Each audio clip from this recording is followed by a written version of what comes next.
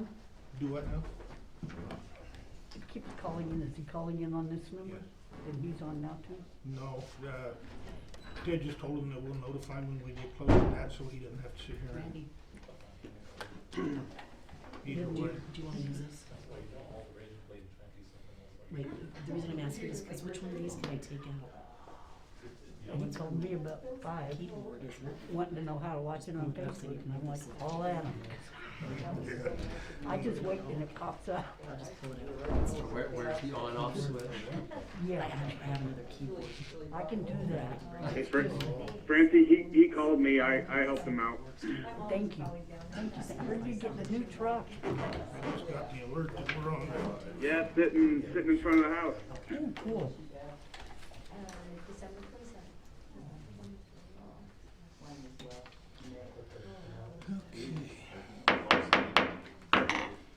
I'd like to call this regular city council meeting in order, 1800 PM, Friday, February 25th, 2021. First order of business is roll call. We have myself, Councilman Dixon, Councilman Nielsen, and Councilman Kester, and Vice Mayor Payne in chambers. We have Councilman Marsh on the phone. So, all accounted for.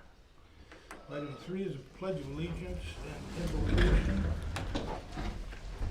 Francie, will you lead us in a prayer? Or in the invocation, not the invocation, the pledge. It's Love to. Please join me in the pledge. I pledge allegiance to the flag of the United States of America and to the republic for which it stands, one nation, under God, indivisible, with liberty and justice for all. Thank you. Councilman Dixon? Father God, I ask that you would be here with us tonight. Lord, give us your wisdom in making decisions, Lord. I pray that for a blessing over the city of Holbrook, Lord, and for your abundance here, Lord. Give us your grace and mercy and your love. In Jesus' name, amen. Amen. Thank you.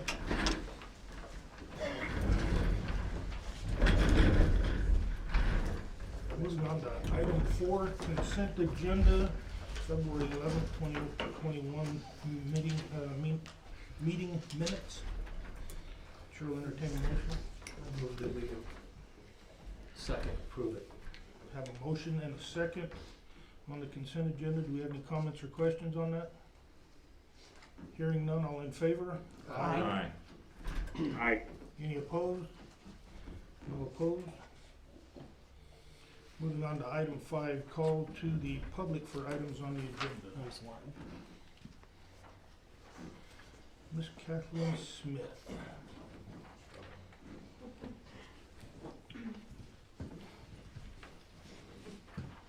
Mayor, Council, thank you for hearing me out for just a minute. I know on the agenda we have the interviews and selections for an individual to fill the vacant council seat, although we will miss Councilman Jackson. I just wanted to throw my support behind Kip Wolford. I just want to let you know, through the years of experience that I worked for the city of Holbrook, I had many opportunities to work with Kip on many events. We worked with him through the Petrified Forest when he was out there. But when we did events for the city, he was so community minded. He worked with us on the art shows every month. He was able to get us an artist in residence out there and the work he did out there, our Route 66 festivals, and I can go on. He did quite a bit, but I know that he's got the best interest of heart when it comes to Holbrook. He is a hard worker and he's resourceful, and I think he would be a great asset for the Holbrook City Council. We won't take the full 5 minutes, but I just want to make sure you guys knew that there's quite a few people I know supporting him, and it's hard to get down here nowadays, but he does have a large group of people that support him, and just want to keep that in mind as you guys do the interviews and throw our support behind Kip Wolford. So, Thank you. thank you.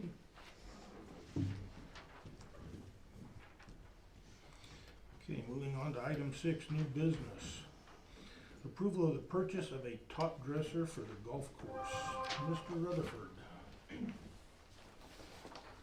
Mayor and Council, I'm here tonight to seek approval for the purchase of a new top dresser at the golf course. For the last, well, ever since I've been there, we've had to,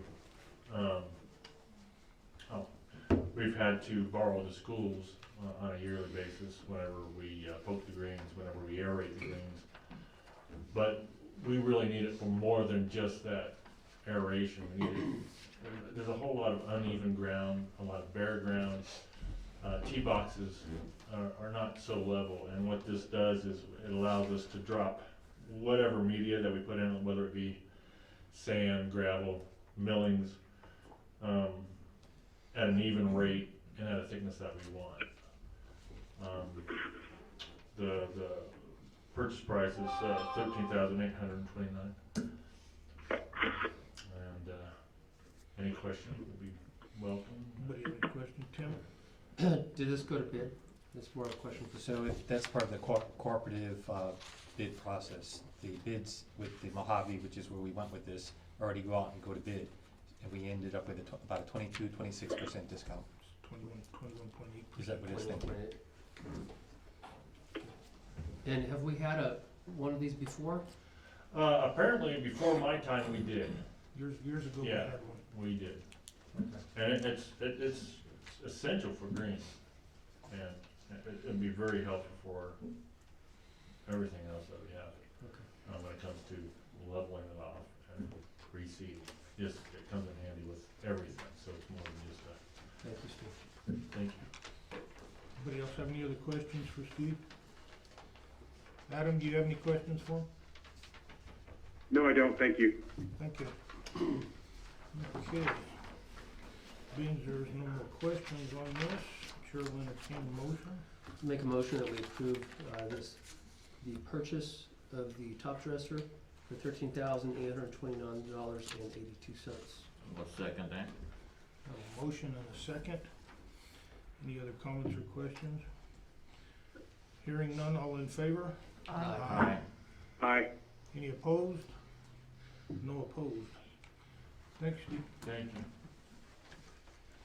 Moving on to item 6B, annual financial audit. Scott Graff. Before you start, let me welcome. This is- Kip, was that you that checked on the phone? No, because I had to pull that. Yes. Okay, thank you. Just want to make sure we can hear you.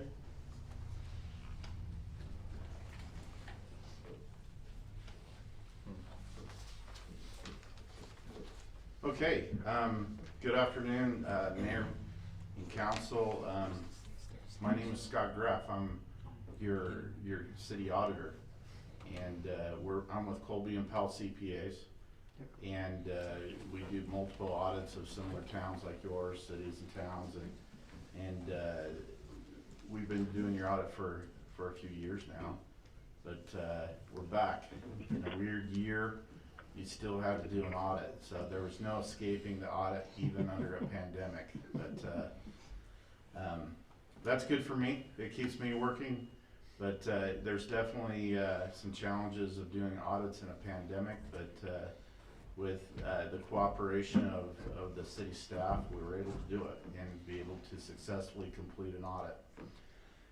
Just wanted to go over a little bit, there's a lot, did you get an audit in your packet, so you have one with you? I don't know if you've been able to see it yet, but we'll go over it.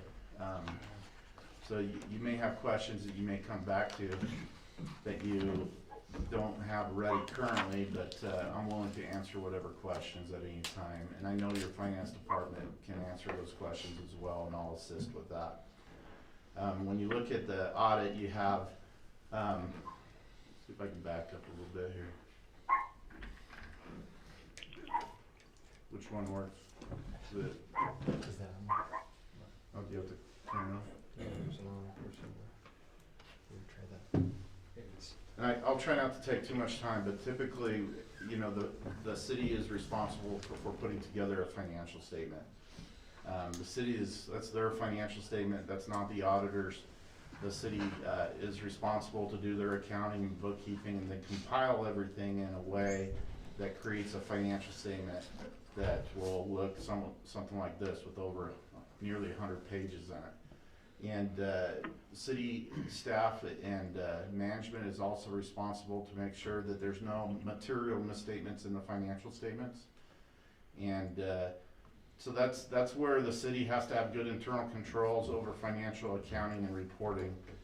Put in all those additional steps, you know, where money comes in and money goes out, that they can complete a financial statement and give it to somebody and say, this financial statement is free of any material misstatements.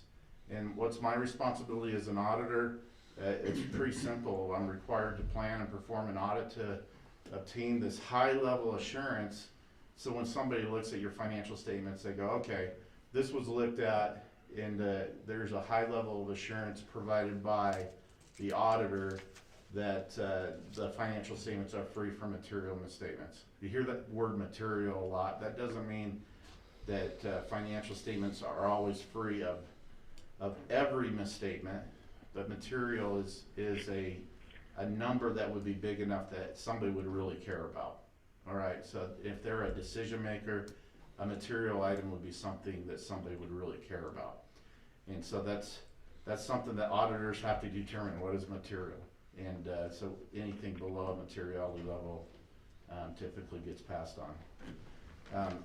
The good news is there were no material misstatements that required any additional adjustments. Of course, during the course of an audit, we propose adjustments, and that's part of an audit. We propose an adjustment to get a balance corrected, and we present that to the city finance department. They accept the proposed adjustment and input it into the system so they're on track again. So what are findings then? Findings are where we come across those policies and procedures where we feel are in need of improvement. Because if they don't get improved, the more they are in an area of weakness, then they can become a material misstatement cause because we're not following a certain policy. So these findings that are in the audit are areas where if we don't fix these things, there's a higher risk that a misstatement could happen and we cannot catch it in a proper amount of time. One of the important things is bank reconciliations. Cash is a high volume activity within a town. The bank has to be reconciled to the books. And the important thing about reconciliations when we look at internal controls is have more than one person to have more than one person involved, meaning a person would be reconciling the bank account and then a separate person reviewing the monthly bank reconciliations and ensuring that things that haven't cleared the bank, that they all are reasonable and that the account balances agree with the general ledger, the accounting system, so that each month in a timely manner you can make sure that everything is matching. So our recommendation is for the city to review those bank reconciliations on a timely basis and to keep track of that balance and how it applies to the general ledger. The second finding is just the amount of adjustments that we had to make. There's something I would call being audit ready, meaning when the auditors show up, you're making a representation that there's really very few adjustments that we believe that need to be made. When an auditor makes more than just a few, then it becomes a finding. Those are typically what we would say misstatements that were not discovered by the city management, that were found by the auditors. And so we recommend that it could be a simple process of even looking at what are the auditor's adjustments, why did they make those adjustments, and then the following year when the auditors, before they come out, say let's make those adjustments before the auditors come, and that's how you can make an improvement on this finding. So those two findings could go away next year with those two corrections. And the last finding, we talked about this last year as well, getting a formal written accounting policies and procedures, especially when it relates to federal funds. Federal funds are requiring additional policies to be put into your current policies and procedures. We find that the city of Holbrook's policies are outdated, that they need to be updated. there is a lot of examples of other cities and town policies. I wouldn't recreate anything that, would be too time consuming, but to take policies that you feel would work well with the city of Holbrook and meet requirements by federal funds, then you have it done. So 3 findings this year. Last year there was a 4th finding related to the handling of how checks were being paid. That was fixed, and so that no longer is a finding for 2020. So an improvement was made in that category. Are there any questions at this point? I know I've been talking quite a bit. Okay, just stop me if you have a question. This year, fiscal year 2020, and just a reminder, the audit is for the period that ends June 30, 2020. There was an additional requirement in which the city was responsible to have what we call a single audit. A single audit is when you receive federal funds in combination from all places that total more than $750,000. The city of Holbrook doesn't typically every year have more than $750,000, but occasionally it does.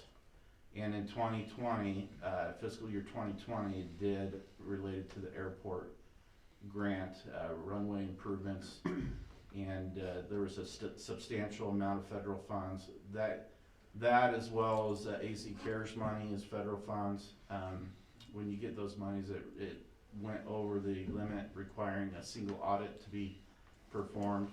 It's basically just more testing on specific programs, and so a federal program is selected, in this case the FAA grant, because it was the largest, was selected. We test for compliance requirements that are required by the FAA, and it also has an additional report, additional schedules that are included in your financial statements.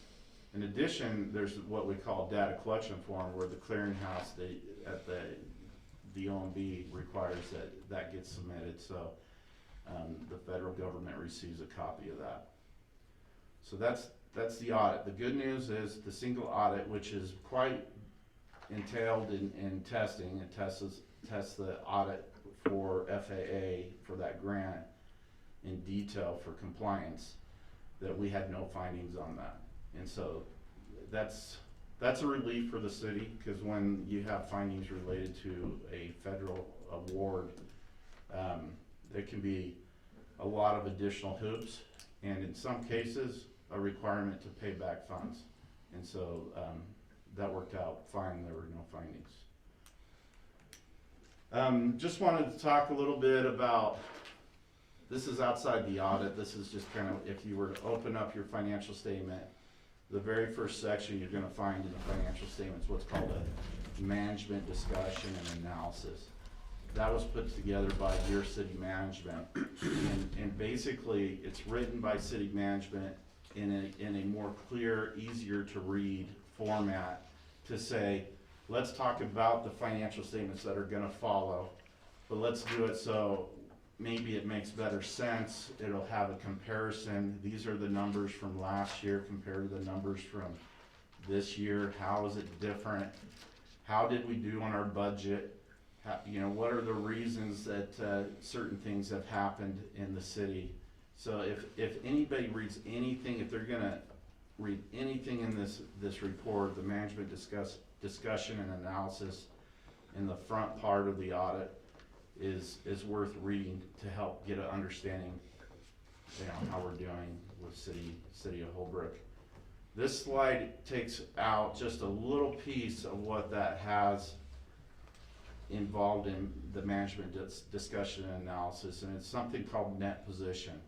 Total net position is the way a city takes and looks and values how well they're doing. Net position is a number based on what are the total assets the city has and what are the total liabilities we owe, And if we take assets minus the liabilities, that is net position. And so the idea behind this is as net position increases, it has a factor that would indicate improvement. If net position decreases, it would determine, well, possibly a little bit of deterioration. And also, net position can be compared to other cities and towns, and you can make comparisons because everybody uses the same type of accounting when it comes to this statement. So you could, and that's why the Governmental Accounting Standards Board wanted this type of report put into your financial statements. There are other statements in your financial statements that are more budget related. Also very, very important and also give you great information. But when it comes to comparing two cities or two governmental entities, they like to use this. It's kind of like comparing two businesses. And if you could look at 2020, you have governmental activities, which are all things except for the sewer, the water fund, and the sanitation fund. So that's the general fund, the highway user revenue fund, grants funds. That's what governmental activities are. And you can see in 2020, there's quite a bit of difference between 2020 and 2019. Well, that would be, related to receiving federal monies that were put into infrastructure over at the airport, which was significant. And so assets were added, were given to us through grants that increases net position.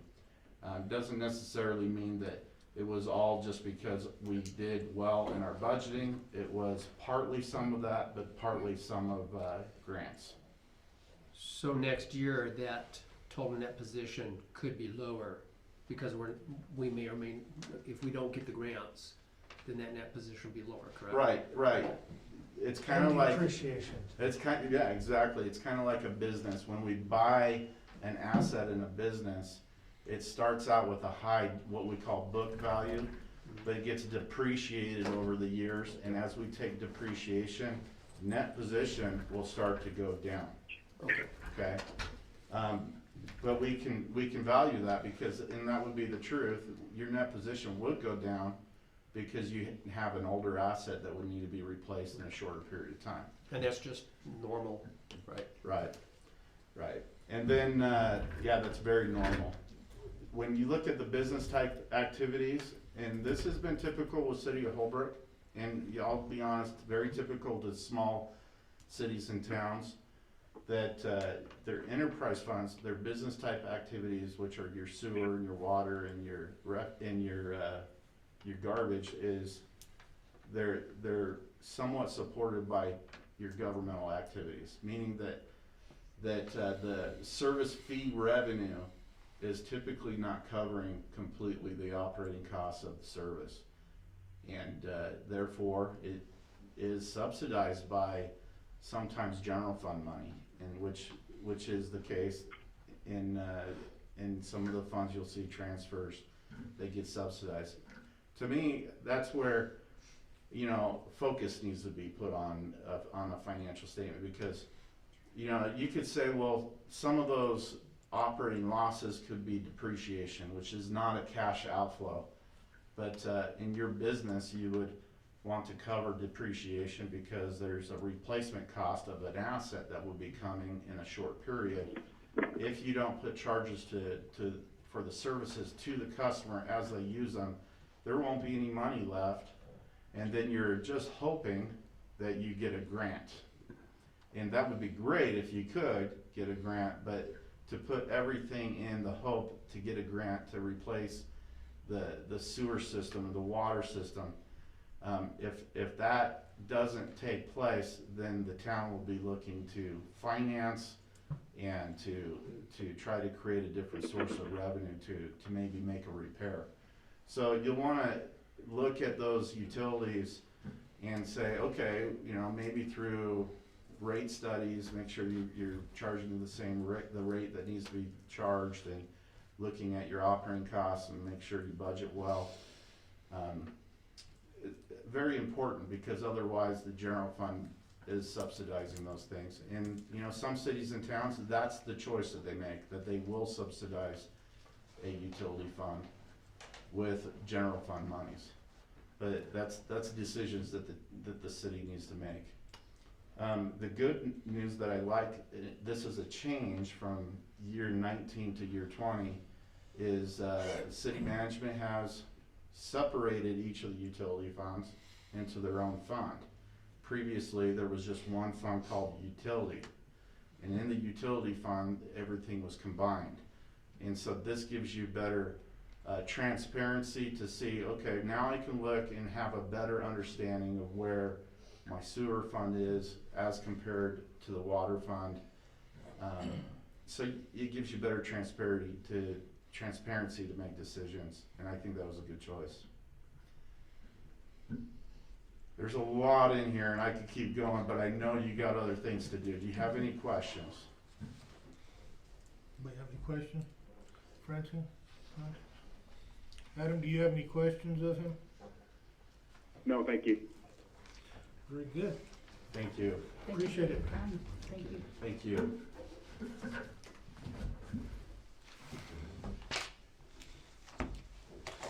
Next on the agenda, we have our financial report by the finance director, Mr. Sullivan.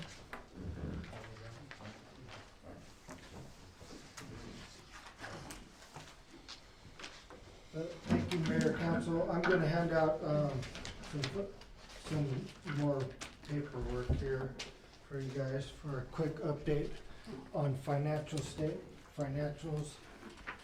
These are through January. I was missing a page. And Councilman Marsh, yours will be in your box for you. Thanks, Randy. Just kind of to,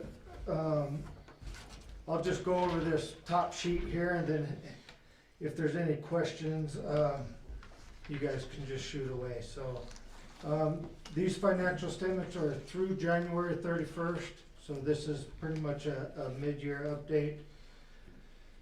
General fund, it has $3,351,449 in revenues and $2.9 million in expenditures. So the general fund's looking good. We have about $389,000 available above revenues and expenses. So tax revenues were about 7% above our projections, which is actually pretty good considering the COVID year. We didn't know exactly what our sales tax numbers were gonna look like, so that's pretty good. There's 3 departments in the general fund right now, admin, police department, and the magistrate are higher than above projected expenditures. Mainly the magistrate is those are contract services, so we pay them all up front at the beginning of the year, and then they'll balance out. So overall, the general fund is sitting at about 1% under our budgeted expenses, so that's where our income is. Now the utility funds, this is kind of going down a little bit in detail of what Scott said, how we split the funds out. And I believe with our rates that we'll be continuing to address, and with these separate funds, that net position will actually help our business type activities.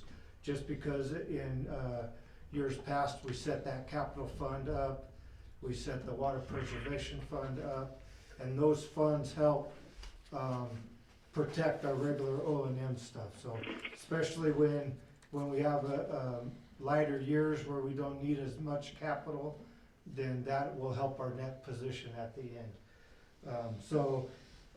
Just go through it real quick. The utility fund is separated out this year.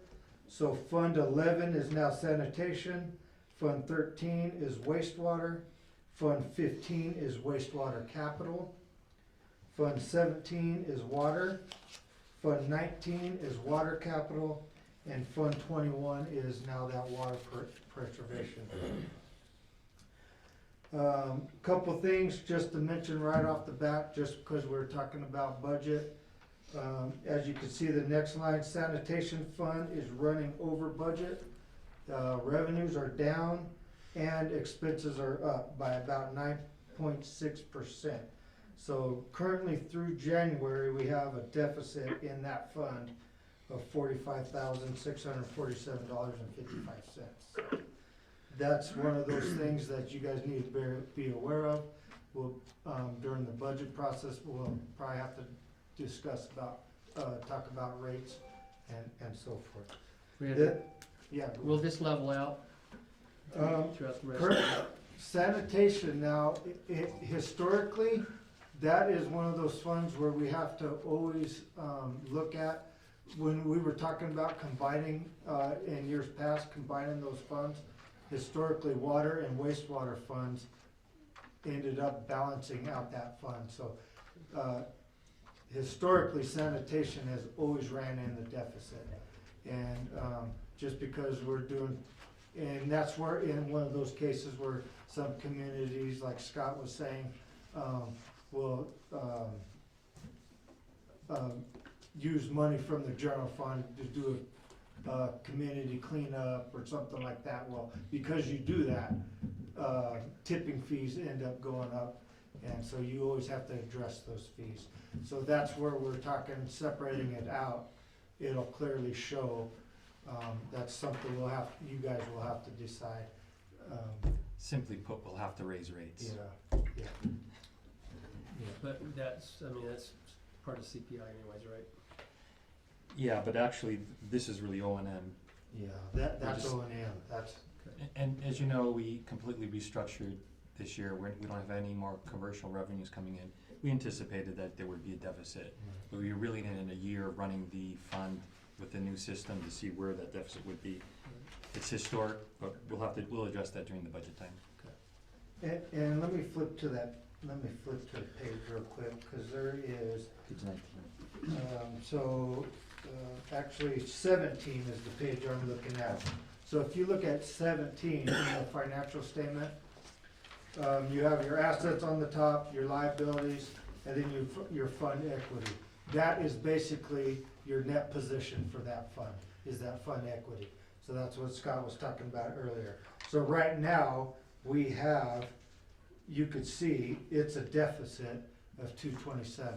So 45 of that is this year, but you know, that means it's been running in a deficit for the last couple of years. And now that we've separated it out, you can clearly see that. The next fund is the wastewater fund. So that's the treatment plant, all of our lift stations and all of that. And this one is actually breaking even right now.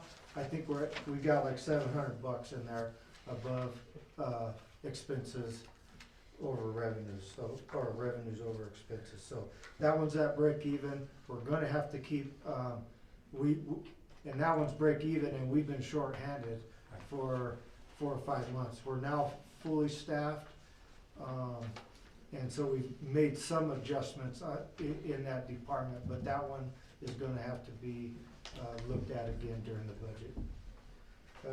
And then the water fund is doing well.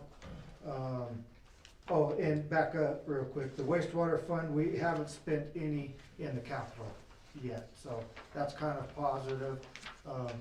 The treatment plant last year, we had, I think it was 48,000 we had to spend for a gearbox. Just real quick, an update on that. The gearbox is in. We got that in last week. Lance installed it. It's running really well. So as far as the near future, for capital and that, last year I spent quite a bit of money on pumps to get all the pumps and lift stations running. So knock on wood, as long as those pumps are doing good, I don't foresee us needing to spend that. And I have backup pumps for the backups now too, so. Maybe why don't you add the vac kind that's coming up and we'll be. Oh, yeah, there's one big thing on our, kind of like our bucket list. we usually had two VACCONs. One VACCON pretty much blew up on us this year when we were having, some difficulties out at Sun Valley. Our blue VACCON, it's doing well, but there's a lot of maintenance on it, a lot of upkeep. So unfortunately, it breaks down a lot. We use that piece of equipment every day, and we use it hard. So Gerwitz gets mad at us because it breaks down quite a bit, but it's because we utilize it quite a bit. So in the future, you know, the next 1 or 2 years, hopefully, we could build up that capital fund and we can ask for another VACCON. Or something like it. Maybe we don't need the VACCON, a big machine like that. Maybe we can go with a tow behind jetter just for a backup, and that'd be substantially less. But we'll look at that in future years. The water department, again, we use that, the VACCON for the water department a lot. Anytime we have a water break or anything like that, it turns into an emergency, and instead of waiting days for a blue stake, we can use that jetter and we're not gonna damage other utilities. So a lot of times we use the VACCON for the waterfront, and that one's doing good. Flip that page over. Adjudication fund is that separate fund for our, pretty much our water rights and our, the lawsuit that is going on statewide. And currently, the rates that we have set for that one, we are meeting our obligations in that fund as well. The next one is HERF. HERF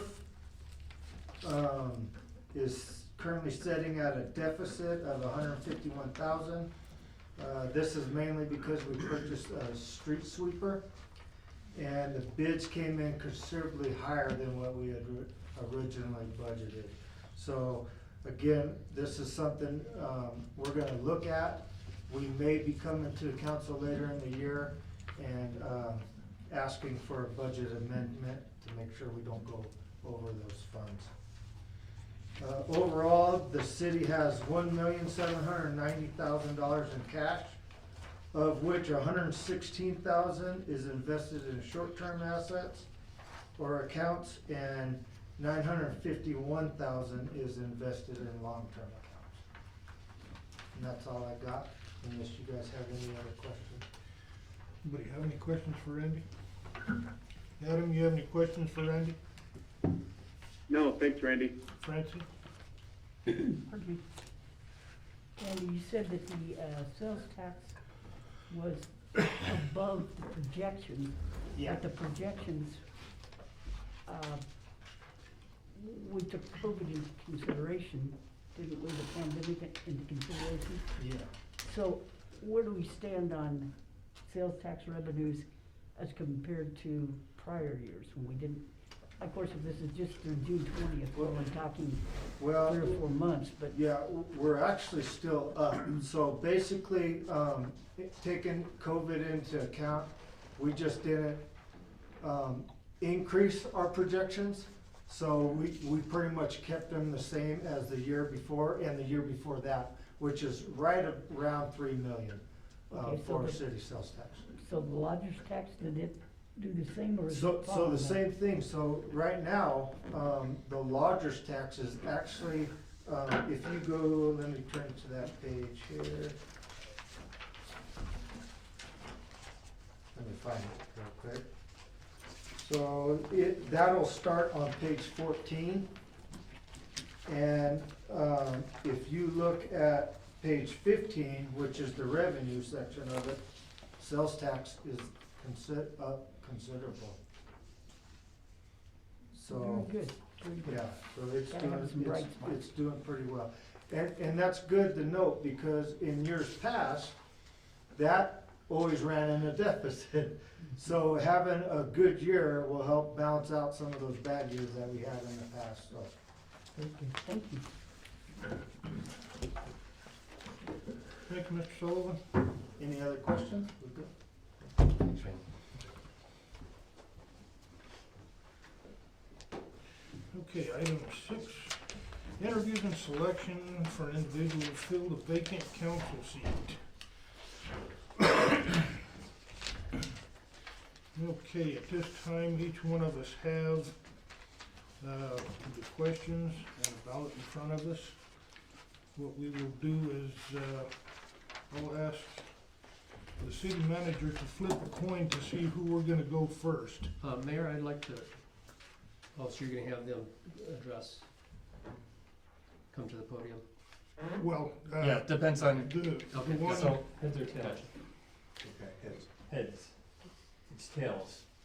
so Kip, you get to go first, so what I will do is I will read these questions, and you can give us your answer, and then we will move to Mr. Myers and ask him the questions, and allow him to answer, and then after that, then the council will take a vote on who they prefer.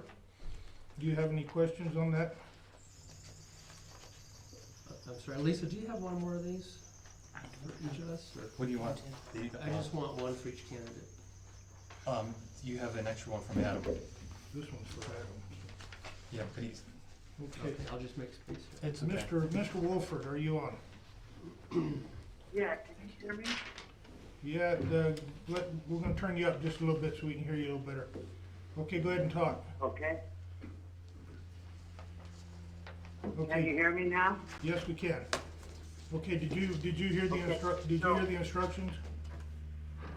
What Yes, I did, but, I can barely hear you. Let me see if I get my face a little closer to my mic, can you hear me now? Yes, that's better. Okay. I've got a list of 4 questions that I'm gonna ask you and allow you to answer them. You won the coin toss, so you get to answer first, and then we'll let Mr. Myers go after you, and then we will take a vote individually from the council, okay? So your first question. Sounds good. Okay, your first question. Why do you want to be on the city council? Okay, well, first off, thank you, Mayor, City Council members. I appreciate you giving me this opportunity to address and apply for this vacant position. So the question being, why do I want to be on the City Council? I was born and raised right here in Holbrook, graduated in 1981. When I turned 17, I left, joined the military, came back 30 years later, and seen a lot of changes from the time I left. Well, actually, from the time I grew up here, and Holbrook was a pretty booming town back in the day, on Route 66 before the interstate came through. Anyway, coming back after 30 years, I've been back here since 2009. I came back here as a park ranger. And so basically probably the last 11 years here, I have been on the front line with our tourists in this area, in Holbrook, being an interpretive ranger, which is what for. And I just, I see a lot of opportunities for the city of Holbrook with our tourists, generating revenue. And it's kind of ironic, getting related to the complications of budget, managing budgets and so forth.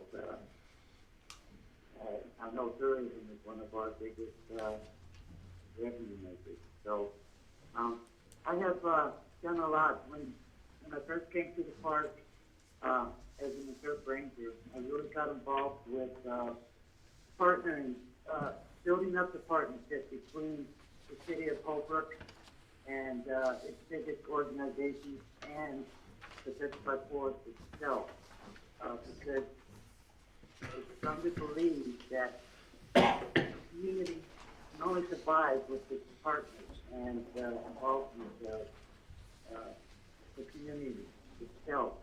We've got a lot of civic organizations that do bring in good things to the city.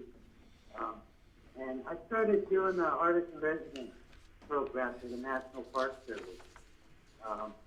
And I expanded that into the community where I actually started doing some art shows here, Holbrook train station, and was bringing in talent from all over the world. Actually, I've had some of these artists coming in from Poland and China and Japan, Europe, all over Europe.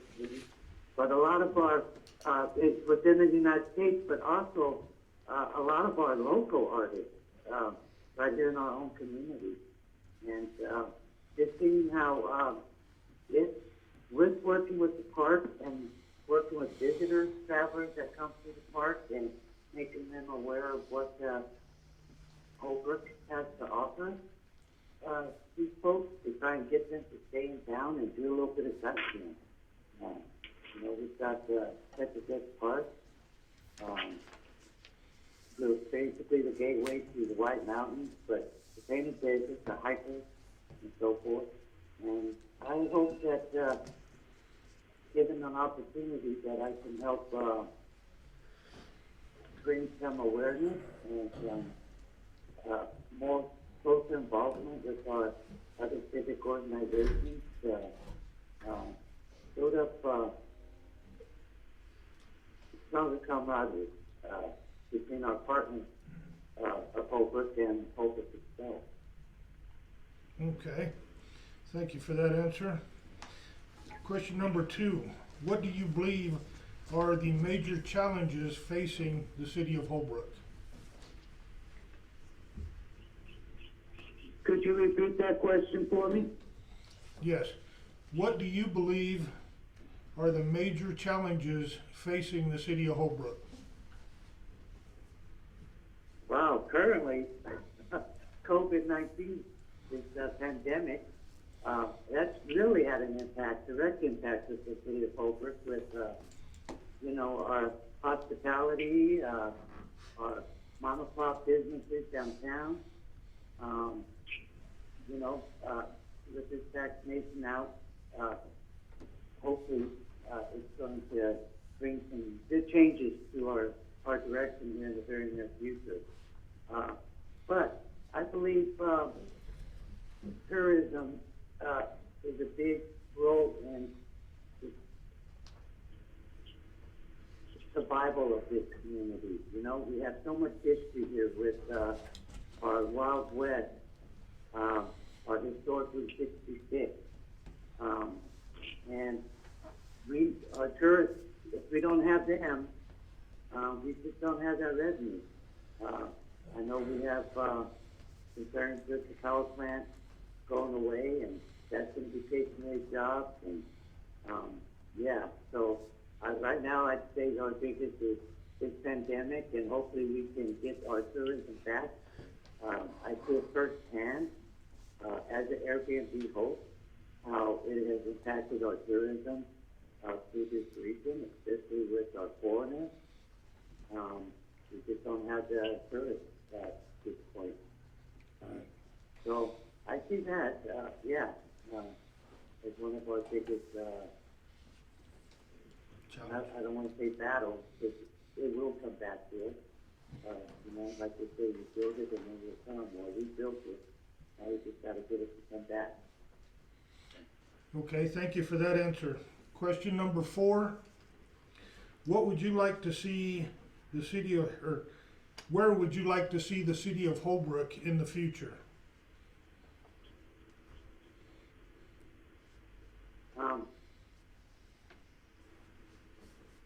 Well, growing up here, if you came from Joe City or you come from Dallas traveling on the old historic Route 66, within 20 miles, it looked like you were getting ready to come into a big city. Until you got into town and you realized it's not a really big city at all. They just got big old neon signs for their motels and all their businesses. attraction, again, the gateway to the 6x4, the gateway to the White Mountains. And all you travelers come through here. And so I think that since I've been here since 2009, when I first got back here, it was like, wow, Holbrook has been so suppressed for so long. But since just over the last, I'd say, 5 to 10 years, how much progress is made in beautifying our downtown, cleaning up our vacant and buildings and vacant lots and making it more pleasant for people when they are traveling through. Trying to encourage them that this is a cool place to hang out for a couple of days and enjoy our community, what we have to offer them. Okay, thank you for that answer. And the final question, So, Mayor, yes, go ahead, I'm sorry. okay, the final question. What do you hope to achieve on the city council?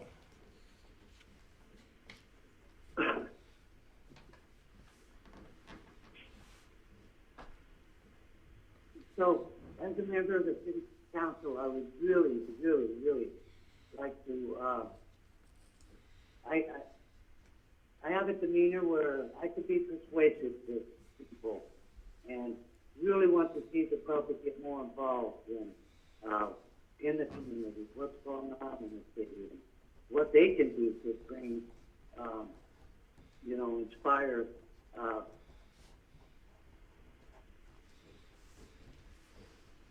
this community to thrive on what's out there and available, and just waiting for us to grab the bait like our tourism.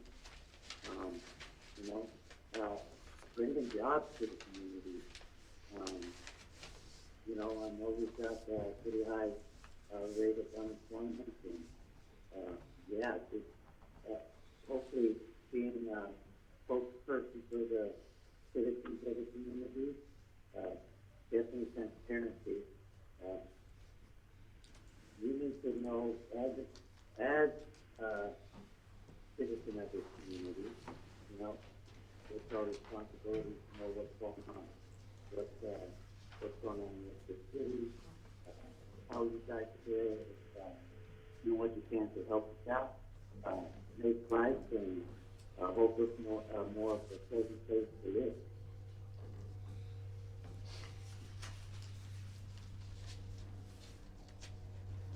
Okay, I thank you so much, and if you want to go ahead and just stay on the line, at this time we'll ask the questions of Mr. Myers at this time. Mr. Myers, would you take the podium, please?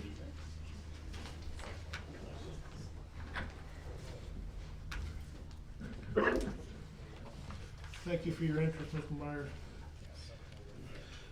Okay, again, why do you want to be on the city council? I consider myself to be a problem solver in my career, faced with making decisions quickly,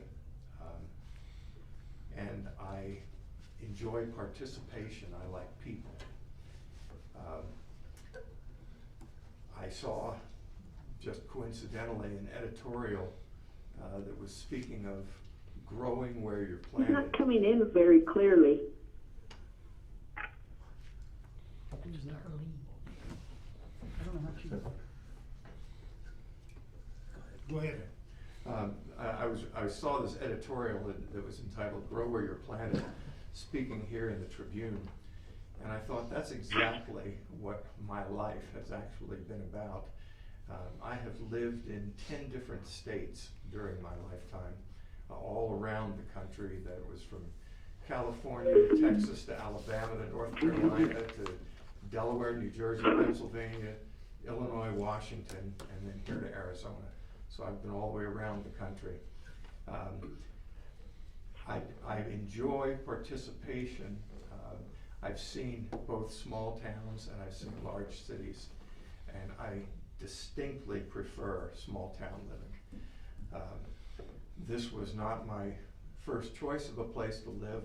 I also have a home in Overguard, and I met this young lady, and I relocated to be with a wife here in Holbrook, and discovered that it is a town that has potential. Every place has potential, that grow where you're planted concept.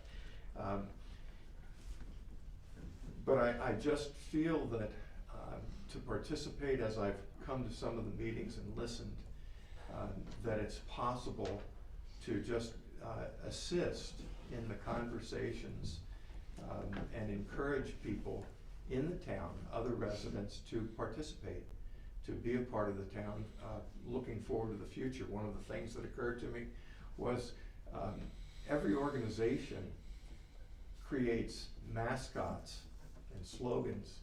The Holbrook Unified School District has the slogan, helping unique students develop. And it occurred to me that we create these slogans and mascots with an upward view, always looking forward to advancement, and the concept of that editorial, Grow Where You're Planted, was saying the same thing. We as a city need to come together to participate in activities together in order to continue to grow as a city. Thank you for that answer. Question number 2.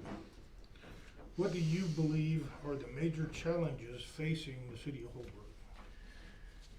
Well, I think the shrinking population associated with the closure of the plant,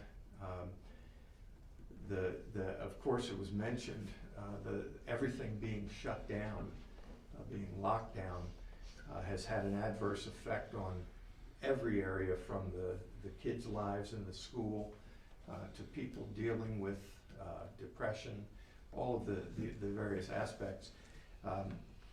And so that I believe that there needs to be a vision, a view to the future. What can the city be? Will there be more of that tourism again? Can we look forward to that? Or will the whole nature of the community change? One of the things in small towns is, because there's a smaller population, there is the real capacity for people to share values together. And I believe this is something that's significantly important. One of the things that I recognized in Western towns, it was not uncommon for towns to be divided by a railroad. And they had the concept of living on the wrong side of the tracks. And the community, the people, the stable community, had their families and their homes on the upwind side, so they didn't get the dust and dirt and everything from the railroad.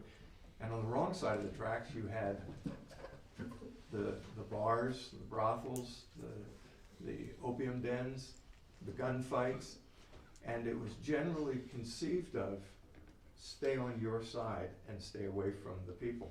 The concept is that people shared the values even in their areas of town. And so there's a capacity for people to consciously take on shared values, to define what they are, and then seek to have that community standard together. And I think that that's one of the things that needs to be looked forward to for the city. Okay, thank you for that answer. Question number 3. Where would you like to see the city in the near future? In the near future, I would like to see the city opening up again completely, getting the kids back to school, having the function of education be pursued, and having the businesses be fully opened again to be able to support themselves and grow and make the improvements they need to in the town.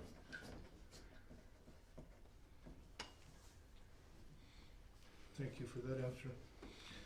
Question number 4. What do you hope to achieve by serving on the council? Well, this is something that I'm not exactly sure what projects will come up.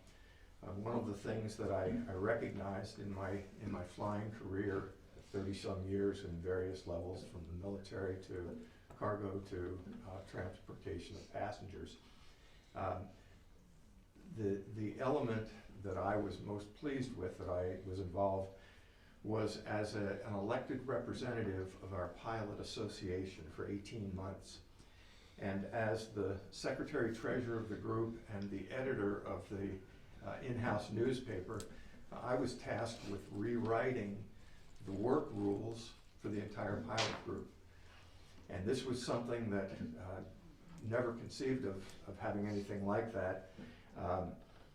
And it took the 18 months for the group to come together. And one of the things that I noticed in that is that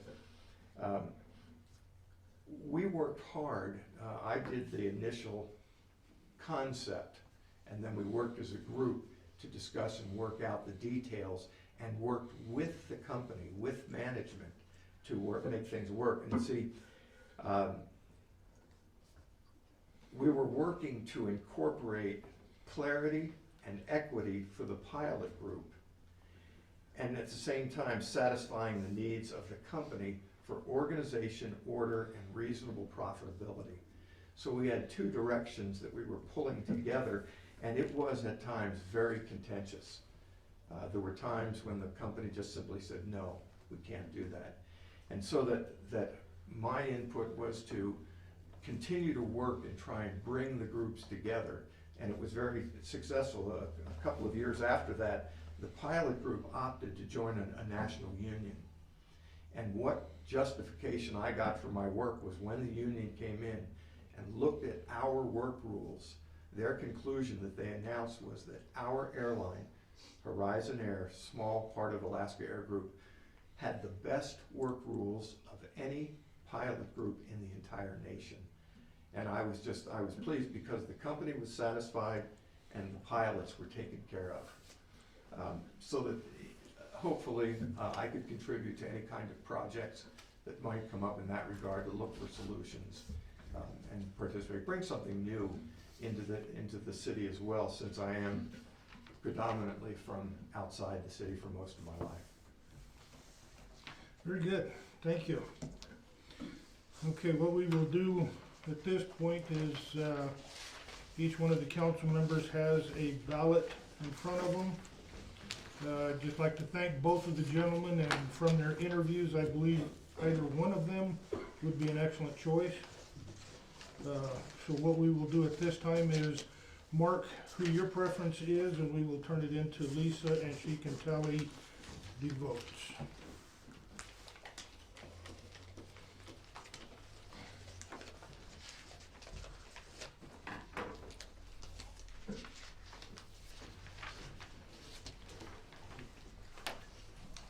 We're really blessed that we have two people so qualified. Did you want two ballots too, Tim? And just so everyone knows, I will be standing in as a proxy for Councilman Marsh for his vote. He has sent me his vote.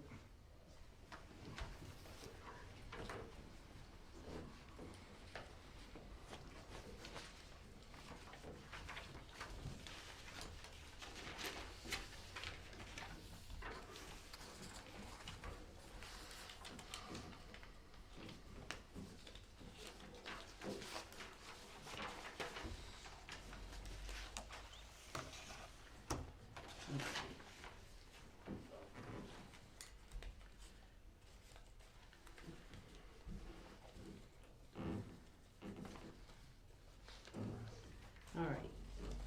Councilmember Dixon, vote for Kirby Myers. Councilmember Kester, vote for Kip Wolford. Councilmember Marsh, vote for Kip Wolford. Councilmember, or Vice Mayor Payne, vote for Kip Wolford. Councilmember Nielsen, vote for Kirby Myers. Mayor Young, vote for Kirby Myers. So it's 3 with the 3. We have a 3-3 tie. How do we solve a tie, folks? The vice president. Huh? We have to call the vice president. Isn't that who's? So she decides the, Arm wrestle. I don't know, what does the charter say as far as? I don't think it addresses It it. doesn't address it. Having been on every charter committee. It does not address it. Flip a coin. Well, since it's, Well, Sholo's got the card thing, so we should Yeah, I have our forgot my own. cards. what's that? Forgot my playing cards. Sholo was named by the turn of a card. We should have our own thing, not do that. So,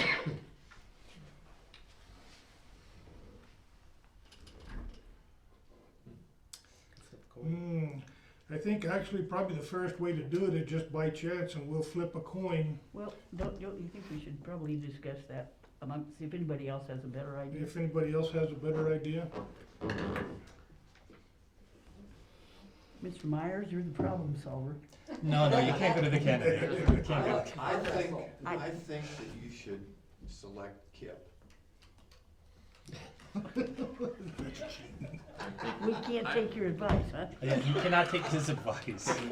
Councilman Kester. Can we hold this off to the next meeting? And No. maybe No, you both cannot. can speak again? Cannot. According to the charter, we have Charter to have does it done. cover that. We have to make a decision. Someone want to tell me what this is? Who's gonna choose?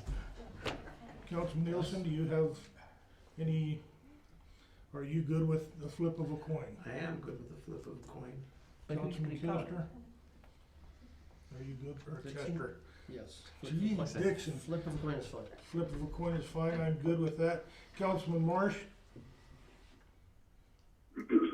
I think, sorry, I think maybe we should provide each candidate for another couple of minutes of statements and vote again, and if it's still tied, we flip a coin.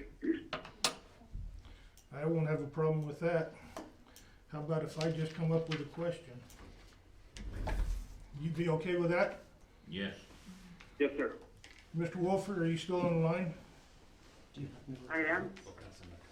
Okay. You're following what's happening at this point in time? Yes. Okay, we do have a tie, and what I'm gonna do is I'm gonna ask one final question. And since you were allowed to go first, I will ask you the question first. And then, give you a brief opportunity. I've gotta come up with a question. So, Somebody I'm should. sorry, so who's gonna answer the question first? You will. You'll answer the question first. You wanna take just a couple minutes break? Yeah, let me take a few minutes break, and I'll come up with a question real quick.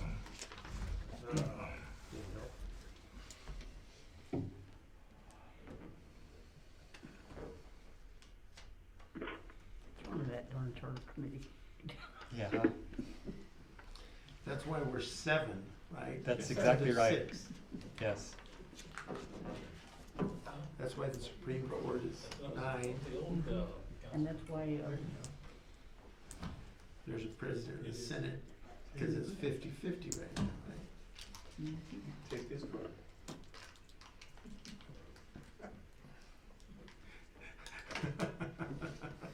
Wait. He left last time. I think. I say we arm wrestle. I like that, except for Kip's not here. Yes, he is. Could do it virtually. Kirby or Kip. Are you Kip too? Yes. He goes by See, I knew I was confused. Okay, we'll go ahead and bring this back into session. Mr. Wolford, are you ready? I am. As a member of the city council, what would be your views on economic development for the city of Holbrook?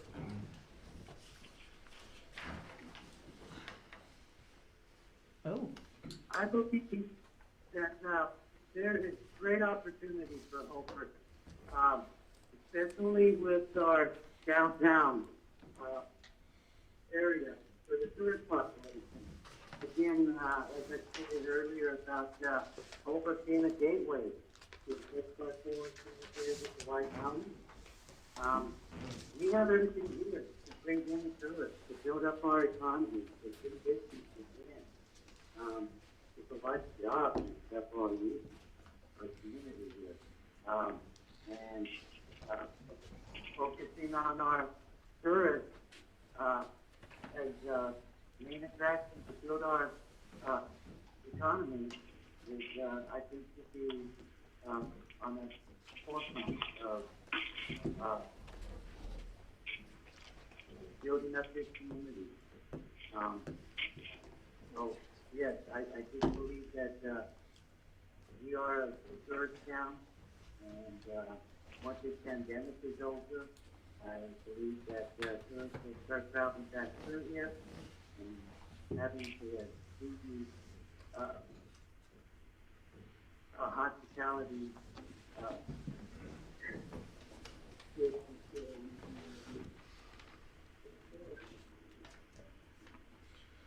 Okay, thank you for that answer. Yes, Francie? I received a text with a copy of our charter showing that in case of a tie vote, we are to go to a special election. A special election? And that is why the city manager, who was always trying to save money, left.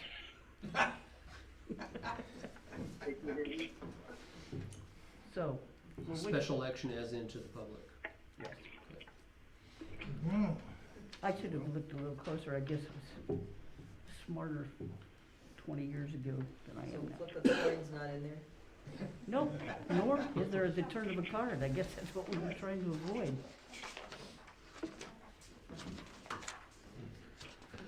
Well, you wanna see if the vote changes before we... No, we don't have a right to do that. Yeah, we actually don't. We don't.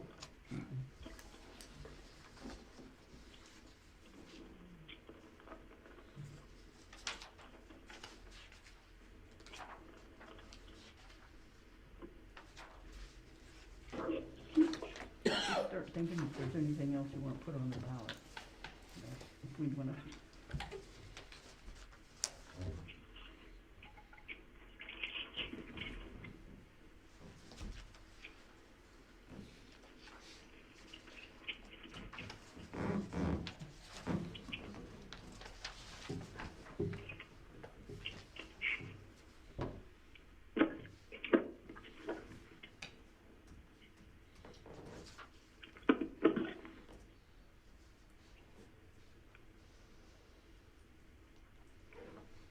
Did you find that? Yeah, no, I see it. Yeah, just the City of Holbrook website. So it's on the charter on the website. Yeah. What's the? ci.holbrook.az.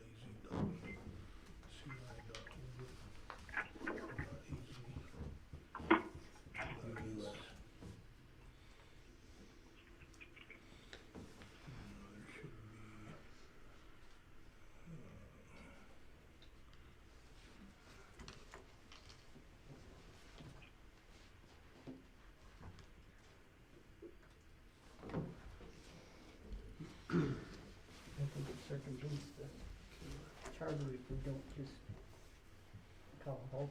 I used to have it. Well, I don't think you can. I don't think you can. Good idea, though.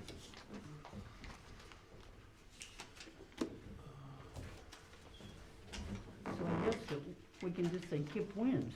Exactly. I'm thinking. So did we take another vote? I'm sorry, I We're walked not out. going to be. No, not yet. It doesn't say we can't take another vote, Francie. It says if you oh, reach a tie, Oh, you shall go to special election. we're gonna spend 10 grand on an election? I don't think so. I said, that's why he left the room. He said, 10 grand. Well, I think you violate the charter if you don't. Would you like me to What's take- that section, Ted? 212. Vacancies in council and office of mayor.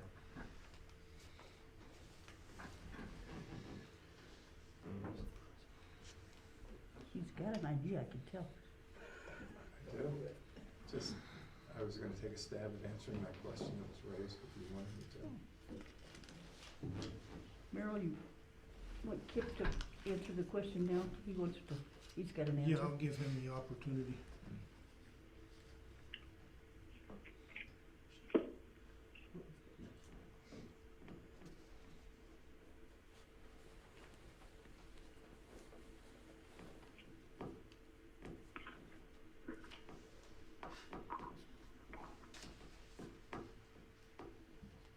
So, the vacancy in the council shall be, okay, filled 31 days, 15, Shall by a majority of vote. select Mayor qualified Young, person. this is Adam. Yes, sir. I'm just trying to go through all of potentialities, and I'm reading our announcement. Are both applicants fully in compliance with the requirements? To my knowledge,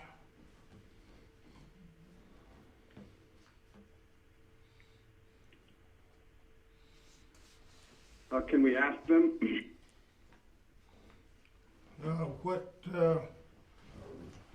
is there anything that would disqualify either one of you?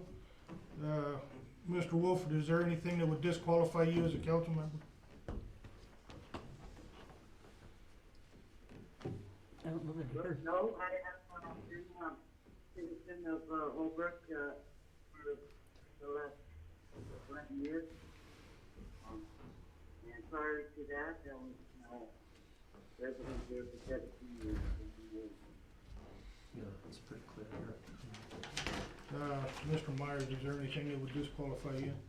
The discussion has come up regarding my time of residency here, and I'm just short of the 2 years that was discussed until I reached that a little over a month. Okay. Couldn't hear that. It's just lacking a month or so. In all fairness, what I'm going to do Too much short. is I'm going to allow Mr. Myers to answer the last question, and then we will re-vote. In the event that it is a tie again, then according to our charter, in order to stay with our charter, we have to have a special election, folks. I don't like having to put it out, but, you know, it's gonna cost us extra money.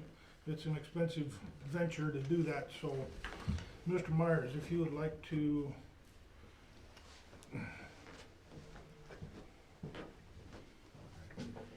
as far as economic development, you as a council member, what would be your stance on that? The thought just occurred to me, and this is off the top of my head, I haven't done any research, but it would seem that it would be worth it. I know there's the Old West Days is a big event that I've attended here in the city, and there's an appeal there, and the thought occurred to me, if we're looking for business development, it might be worth having an event like that expanded in its scope and objective, and literally send out representatives to recruit businesses that might find an interest in locating here. A salesman, in effect. Find out the kinds of businesses. I know that Tate's has closed down, leaving no real dealership here. The possibility, different kinds of businesses. I've been trying to find a boot shop.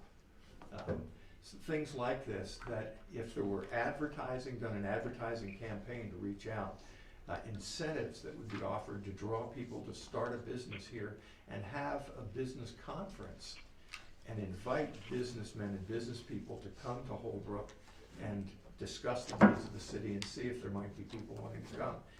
And wrap it up, tie it together with something like a rodeo and a large concert that was advertised with a big enough name that it would actually attract people that were known. And just to create an image of an inviting tourist-oriented town, and see what kind of businesses might be attracted to come here. Because it seems, looking for electricians, looking for construction companies, looking for repair work for one thing and another, they seem to be lacking in the city. And that would be the objective of reaching out to a broader area of the state and even interstate, and inviting people to come bring their business to Holbrook. Thank you. Mayor, before we take that vote, why don't I just go ahead and read it from the charter so we do. know. So this is section 2.12, vacancies in council and office of the mayor. And the first attempt was the council. In case of a vacancy, for whatever reason, the council, the remaining members, including the mayor, shall by majority vote select a qualified person. The vacancy in the council shall be filled within 31 days, but not less than 15 days from the date the council receives notice of the vacancy or accepts resignation of one of its members. Appointed council members shall serve until the next general election or until a successor shall be qualified. D says, failure to appoint due to a tie vote. Should a tie vote occur in attempt to select a person to fill a vacancy of a council seat, and because thereof, there shall be failure to choose such a person within 31 days, within the manner shown in this section, a special election shall be held to fill such a vacancy. Very well. Okay, what we will do is, based on this last question asked to both applicants, I would ask that we re-vote at this time and see if the vote changes. If the vote still is a tie at this time, then we will have to go to a special election. There's two on each side, that's, What's that? right? Or he couldn't serve for two. By appointment. We could, It's one way we could appoints. appoint him, but he couldn't take the position until May. I'm not happy with that. This would be a three-way vote.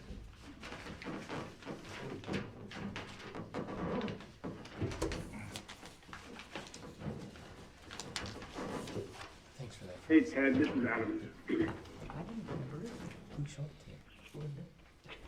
Adams. Adam, go ahead for me.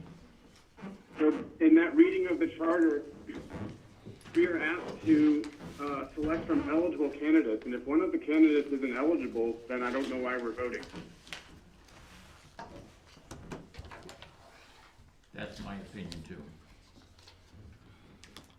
Well, I am happy with So the, having you wait 2 months. yeah, I'm on the other we side. can appoint and the individual would take his seat, in this case, on May 20th. Yeah, we can make that decision. Yes. So, what happens if we have another tiebreaker? Then it goes We go to an election. We have to have an election.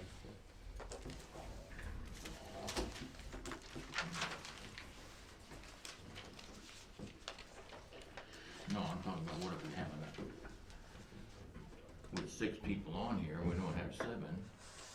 What happens, then how would you tie break it in? Yeah. Again. a special election. No, what he means is if a No, decision I'm comes talking before about council. right now, Yes. if we had something come up that the 6 that had a vote for it, and it's a tie, how do we break the tie? Right. Lisa? All right, Councilmember Dixon, Kirby Myers. Councilmember Kester, Kip Wolford. You got Councilmember Marsh's vote, okay. Councilmember Marsh, Kip Wolford. Councilmember Nielsen, Kirby Myers. Councilmember Payne, Kip Wolford. And Mayor Young, Kip Wolford.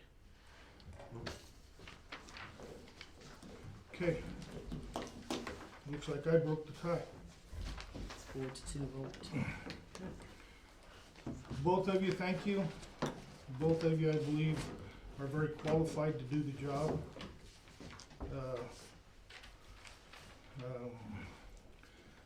Congratulations, Mr. Wolford, or should I say Councilman Wolford. If you would like to, when do you, I guess he needs to show up to the next council meeting? Yeah. Okay, next council meeting will be March what? Same thing as this month, so whatever that was, today's the 25th, so it would be the 11th, March 11th? March 11th, yes. Okay, Mr. Wolford, if you'd show up to March 11th council meeting, and we will swear you in as the newly appointed council member. Thank you. I look forward to working with you all. Either way, you were gonna get a Kip. Yeah, that's right. It couldn't go wrong. Oh, Okay, moving on to item 7, call to the public for non-agenda items. There are none. Hearing none. Summary of current events. I'll take over. Again, thanking both candidates for applying for the position. I really wish we could get a lot more people, residents interested. I know there are a lot of people that talk about what they'd like to see done with the city, but it's kind of discouraging when you only have 2 people that apply, but you know, we've got to deal with what we've got to deal with. I'd like to just extend my appreciation as the mayor to the Holbrook Fire Department and their family. This weekend, thankfully they got in there before the wind blew.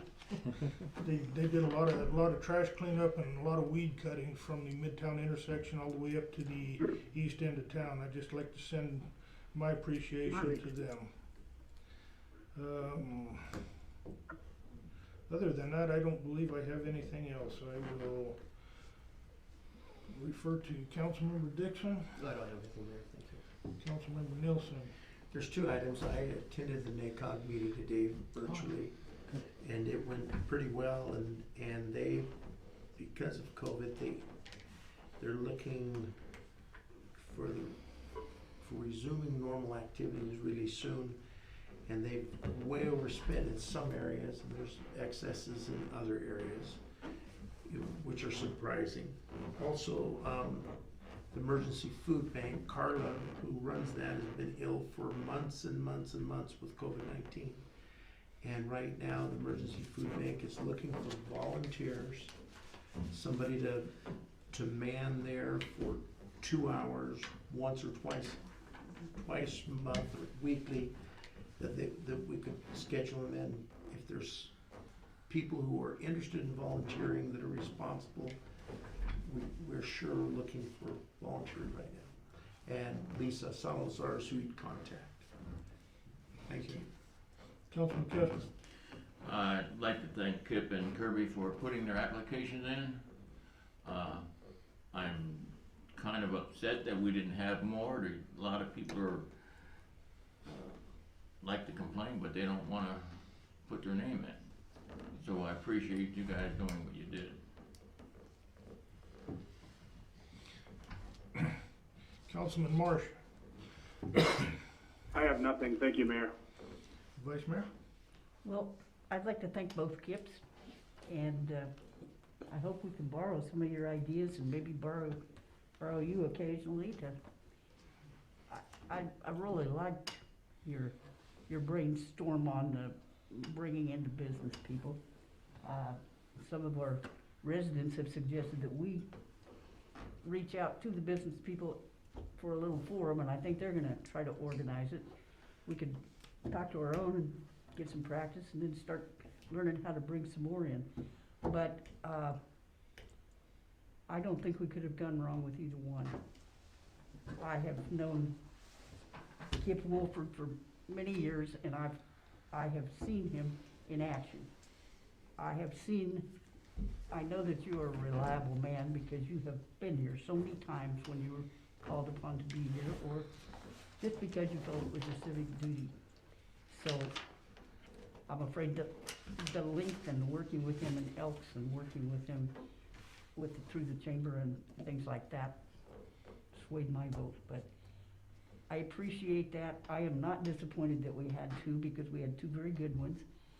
I have, for many years, solicited people to run for council with absolutely no success. So I think 2 good ones coming out was a great thing. Anyway, I appreciate it. I am just happy that things do seem to be getting better on the pandemic front. Things are loosening up a little bit. More people are getting vaccinated and feeling a little more comfortable, myself included, and we can just be ready to grow and be better. So I hope I haven't missed anything. Thank you, Vice Mayor. And thanks to the firemen City and their Manager. families. Alrighty, I also want to thank the fire department. They had their cleanup day this Saturday, and they did a really nice job. I really appreciate when people come together to help our community out. The next scheduled cleanup, as a reminder, is the Healthy Holbrook Community Cleanup. That'll be March 27th at 8 a.m. to noon. Check-in is at the old courthouse, beginning at 7:30. We are working on trying to get recycling of our cardboard again. We're going to be doing an experimental run to a company in Phoenix within the next couple of weeks. Recycling does cost us money. It's not free, but we may be able to recycle this for less than it costs us to haul our trash out of the community. So let's keep our fingers crossed that that run's gonna work. The issue is that you have to get enough tonnage on the truck, and the unit that we have, the bales are kind of on the small side and not quite as heavy, but we're working on it. We're gonna do an experimental run, see what happens. The street department will wrap up their annual street crack sealing this month. The next step will be to overlay the streets that have been crack sealed, and we'll start in that in fiscal year 2022, and we'll discuss that when budget time comes up. New basketball poles and rims were installed at Lissisky Park.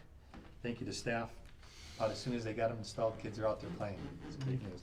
And finally, I has mentioned that I applied for a couple of grants. I was successful on the APS grant. APS has donated $4,000 to us. That is going to be for a couple of picnic tables and a shelter up at the dog park. That was part of the original project. We just didn't have the funds. Now with the assistance of funding from APS, we'll able to do that project. And that's all I had. Thank you. Thank you. Submissions of written petition for items not on the agenda. There are none. There are none. Item 10, adjournment. Chair will entertain a motion. I so move. Second. Motion and a second to adjourn. All in favor? Aye. Aye. Aye. Any opposed? Stay here. Thank you guys, appreciate it.